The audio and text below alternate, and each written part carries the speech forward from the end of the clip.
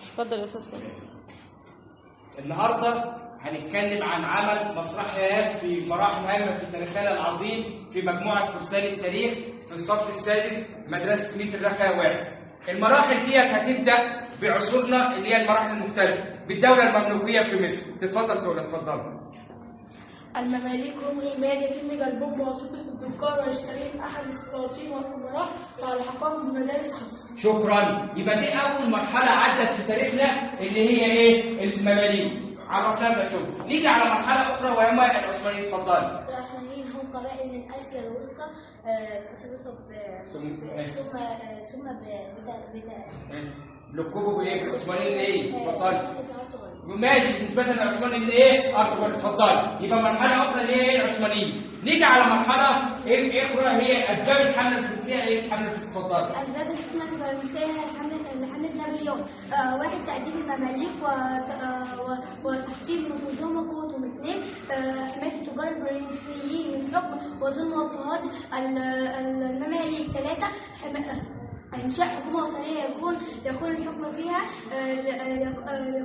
فيها للمصريين. شكرا. هنبتدي على أسباب إيه الحملة الفرنسية. واحد حكى لنا الأسباب. نيجي على مرحلة أخرى وهي الأسباب بقى الحقيقية. اتفضل. الأسباب الحقيقية الغير معلنة. واحد إقامة المستعمرة الفرنسية في الشرق يقوم تعويضها في مصر. اثنين تعويض الفرنسيين التي فقدوه. ماشي. شكرا. عرفتنا ايه الاسباب ايه الحقيقيه الحمله الفرنسيه. نيجي بقى على دور الزعامه الوطنيه. لهم دور كبير في حياتنا. الزعيم عمر مكرم كان قائد الزعامة الوطنية في حي بولاق.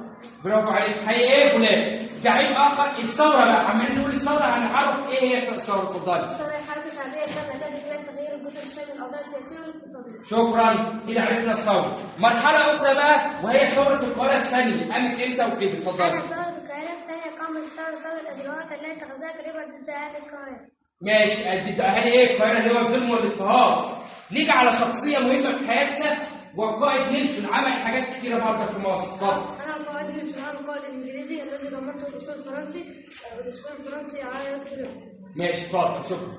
نيجي بقى على زعيم مهم لازم نحترم ايه النماذج المشرفه في وطننا في تاريخنا العظيم وهو الزعيم محمد كرامي. اتفضل. كان قائد الزعامة الوطنية قبل عمر مكرم. ماشي. بعد عمر ايه مكرم. نيجي على شخصيه اخرى بقى اثرت في حياتنا ولها تاريخ عظيم والقائد نابليون بونابرت. اتفضل. أنا القائد نابليون بونابرت قائد الحملة الفرنسية على مصر. قائد الحمله الفرنسيه على ايه مصر. شخصيه اخرى وهو كليبر. عمل ايه؟ براحتك على مين؟ نابليون. وأنا أرسلت رسالة إلى نابليون أنها ايه؟ تم تسليم ايه؟ يعني انت كليبر ايه؟ قولها من اول تاني على مين؟ ايه؟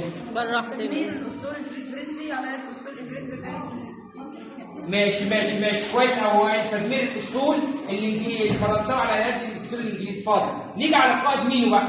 أنا مينو قائد الحمله الفرنسيه بعد رحيل كليبر. برافو عليك. عرفنا اللي هو بعد رحيل الحمله ايه؟ كليبر. نيجي بقى على شخصيه اخرى وهي ثوره القاهره ايه؟ الاولى.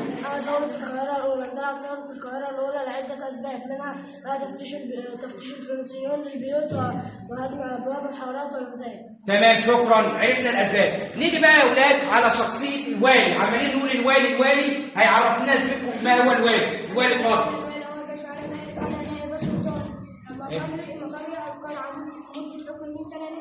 عرفنا مدته من سنه ل3 سنوات. اخر شخصيه معانا بقى والزعيم محمد علي. محمد علي ولي على مصر. ماشي.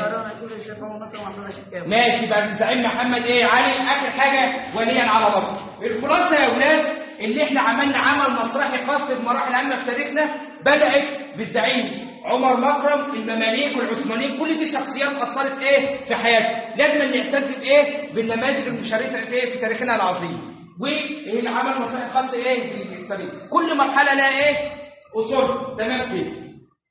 ماشي. شكرا يا رب.